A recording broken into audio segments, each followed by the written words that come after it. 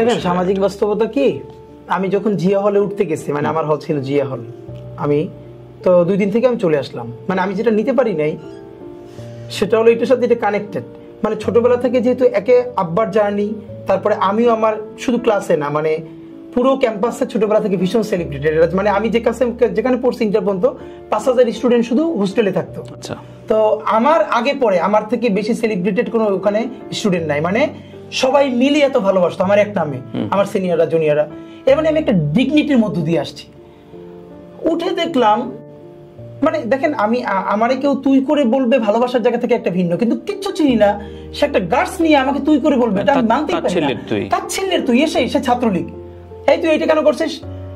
সালাম দিলাম হ্যান্ডশেক করার জন্য, স্বাভাবিক আমি ভদ্রতার খাতিরে 2 হাত দিয়ে করি।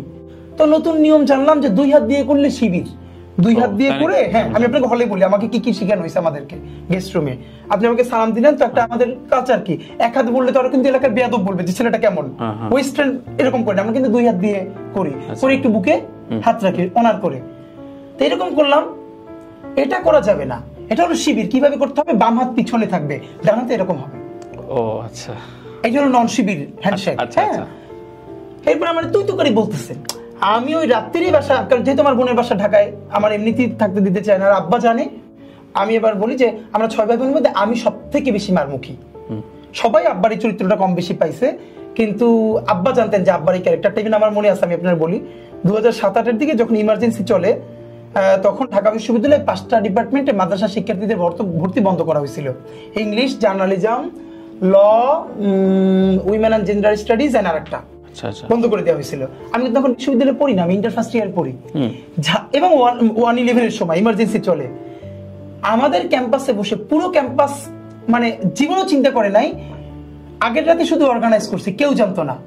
মুহূর্তের মধ্যে 1000 স্টুডেন্টের মিছিল নেয়া, 100 প্ল্যাকার্ড, সামনে ব্যানার, পিছনে ব্যানার, এবং সেখানে মিডিয়া হাজির। আমি ঝালকাঠি শহরে রওনা করছি।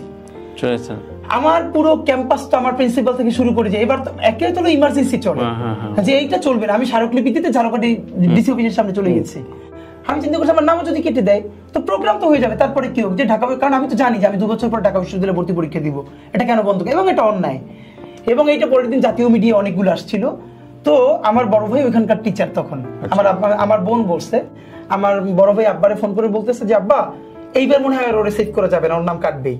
মানে এমনিতে তো আমি নিজেও মাদ্রাসা প্রচন্ড পপুলার বা সবাই, কিন্তু যেহেতু এটা মাদ্রাসার সিকিউরিটি ইস্যু, তা আব্বা নাকি আমার ভাইকে বলছিল যে কি করবা, ও তো হয়েছে একটু আমার মতো।